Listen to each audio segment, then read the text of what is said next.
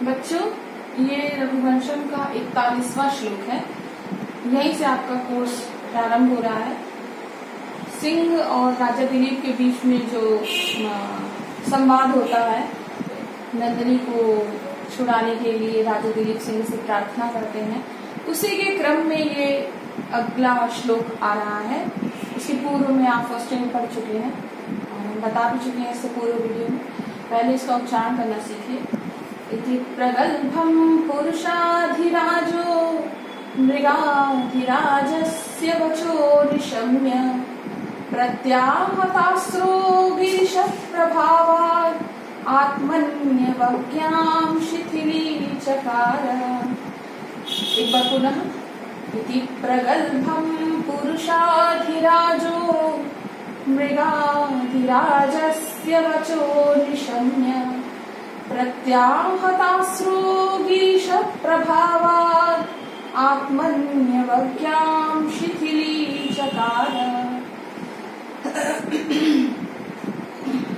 इसमें जो बड़े बड़े पद हैं उनको तोड़ना सीखिए। पुरुषाणाम अधिराजः पुरुषाधिराजः। पुरुषाधिराजः कौन है? राजा दिलीप। मृगाणाम अधिराजः, मृग का जो स्वामी है, मृग का एक अर्थ सिंह भी होता है, तो मृगों का जो वे स्वामी है, वो जो सिंह ने आक्रमण किया था उसी के लिए है मृगाधिराज सिंह था। वचन मतलब उसकी वाणी को, निशम्य मतलब सुनकर, गिरीश प्रभावात्, गिरीश महादेव, गिरीश मतलब महादेव, और प्रभावात् महादेव के प्रभाव से, आत्मनि अवज्ञाम आत्मन्यवज्ञाम, यह संधि हुई है। आत्मनि अवज्ञाम आत्मन्यवज्ञाम, अपने में अवज्ञा अपमान, शिथिलीचकार शिथिल कर दिया, शिथिल करना ढीला कर देना, कम कर देना, ये अब इसके अर्थ को समझिए।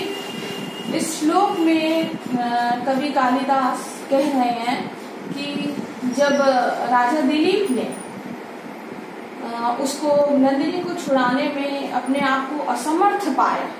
क्यों असमर्थ पाया ये तो आपको हम बताए हैं, क्योंकि जब उस सिंह ने बताया कि वह कोई साधारण सिंह नहीं है, वो तो महादेव का अनुचर है। इस गुफा में देवदारू जो वृक्ष है उसकी सेवा में उसको नियुक्त किया गया है, तो वो महादेव का अनुचर है, जिसके कारण नंदिनी पर उसने आक्रमण किया है। और उसको महादेव ने वरदान दिया था कि इस गुफा में कोई भी आए जीव जंतु तो तुम उससे अपनी भूख जो क्षुधा है उसकी निवृत्ति करना, अपनी भूख की निवृत्ति करना, उस पर आक्रमण करके उसको खा के। तो वो महादेव का अनुचर है, इसी कारण से उसने उस नंदिनी पर आक्रमण किया। उसने ऐसा बताया राजा दिलीप को। तो जब राजा दिलीप ने ये बात सुनी तो राजा दिलीप जो अपने आप को असमर्थ महसूस कर रहे थे नंदिनी को छुड़ाने में, तो ये सुनकर उन्होंने अपने अंदर जो अपमान की भावना थी उसको थोड़ा कम किया कि मैं अन्य किसी से पराजित नहीं हुआ हूँ, मैं तो महादेव के अनुचर से पराजित हुआ हूँ। बात समझ में आ रही है? कोई सामान्य से मैं उससे पराजित नहीं हुआ हूँ, पराभूत नहीं हुआ हूँ। पराभूत मतलब पराजित होना। मैं किसी सामान्य से प्राणी से पराभूत नहीं हुआ हूँ, अभी तो मैं ये भगवान महादेव के अनुचर से पराभूत हुआ हूँ। तो अगर मेरी पराजय हुई भी है तो इसमें कोई बड़ी बात नहीं है। यही बात इसमें कही गई है। देखिए, पुरुषाधिराजः राजा दिलीप। पुरुषाणाम अधिराजा, अधिराजा मतलब स्वामी या उनका राजा, पुरुषाणाम मतलब पुरुषों का, तो पुरुषाणाम अधिराजा राजा दिलीप। राजा दिलीप ने मृगाधिराजस्य, मृगाधिराजस्य अर्थात सिंहस्य, मृगाधिराजः सिंहः तस्थिति मृगाधिराजस्य सिंहस्य, राजा दिलीप ने सिंह के प्रगल्भम वचः निशम्य, प्रगल्भम मतलब धृष्टतापूर्ण, प्रगल्भ, प्रगल्भ का अर्थ धृष्टतापूर्ण, वचः मतलब वाणी को, निशम्य मतलब सुनकर। पुरुषाधिराज राजा दिलीपः मृगाधिराजस्य सिंहस्य प्रगल्भम वचः, धृष्टतापूर्ण वचन को निशम्य अर्थात सुनकर कैसे हो गए थे राजा दिलीप? प्रत्याहतास्त्र, उनका अस्त्र जो था वे पराभूत हो गया था, उनके अस्त्र की गति रुक गई थी, प्रत्याहत हो गया था उनका अस्त्र।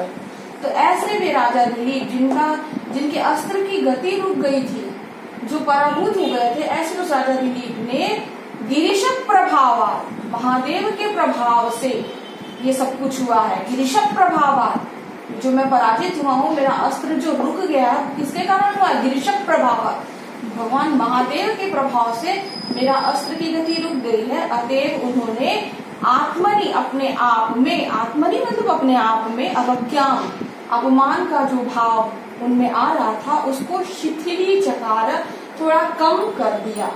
उनके अंदर जो अपमान की भावना आ रही थी कि अरे हम एक सिंह से पराजित हो गए, तो अपने अपमान की भावना को उन्होंने शिथिली चकार, थोड़ा कम कर दिया। ठीक है, एक बार फिर से देख लीजिए इसका। पुरुषाधिराज, राजा दिलीप ने मृगाधिराज से सिंह के प्रगल्भम वचः निशम्य, धृष्टतापूर्ण वचन को सुनकर, क्योंकि उसने जब बताया तब तो वे जाने ना कि ये सिंह का अनुचर है, वरना वो कहां से जानते। तो जब उसने बोला, धृष्टतापूर्ण वचन को सुनकर राजा दिलीप ने गिरीश प्रभावात् प्रत्याहतास्त्रः, अरे ये तो गिरीश के प्रभाव से, भगवान महादेव के प्रभाव से मेरे अस्त्र की गति रुक गई है। अतएव अपने में उन्होंने अपने अपमान के भाव को शिथिली चकार, कम कर दिया। ये हिंदी में इसका अर्थ हो गया। अब आपकी सुविधा के लिए हम जो किताब में ये जहाँ दिया हुआ उसकी फोटो भी हम आपको भेज देंगे कि ताकि आपको उसमें से मिलाने में सुविधा। अच्छा बच्चों, एक बात और कि आपको इसमें से जब आता है एग्जाम में लिखने के लिए, तो संदर्भ प्रसंग व्याख्या हिंदी में एक प्रश्न ये रहता है। संदर्भ हो जाएगा प्रस्तुत श्लोक महाकवि कालिदास जी के द्वारा लिखित रघुवंश नामक महाकाव्य के द्वितीय सर्ग से लिया गया संदर्भ हो गया। प्रसंग इसमें राजा दिलीप गिरीश के प्रभाव से, भगवान महादेव के प्रभाव से पराजित हुए हैं, अतः उन्होंने अपने आप में अपमान की भावना को कम कर दिया, ऐसा वर्णन किया है। और व्याख्या अभी हमने जो बताया वो लिख दिया। और दूसरा प्रश्न जो आता है वो होता है कि संदर्भ सहित संस्कृत व्याख्या करिए। तो संस्कृत व्याख्या भी किताब में दी है, तो उसको हमने यहाँ लिख दिया है, इसको हम समझा दे रहे हैं इसी में साथ ही साथ। संदर्भ आप लिख लेंगे कि अयम श्लोकः महाकवि कालिदासेन प्रणीतम रघुवंश महाकाव्यात् गृहीतः अस्ति, ऐसे करके लिख देंगे। इसको हम लिख के कॉपी में आपको फोटो खींच के दे देंगे। संदर्भ सब में एक जैसा रहेगा और 2 नंबर से मिलेगा। व्याख्या सब अलग अलग श्लोक की अलग अलग होगी। तो ये इस श्लोक की व्याख्या है, देखिए। सिंह मुखात्, सिंह के मुख से आत्मनः पराभव कारणम श्रुत्वा, अपने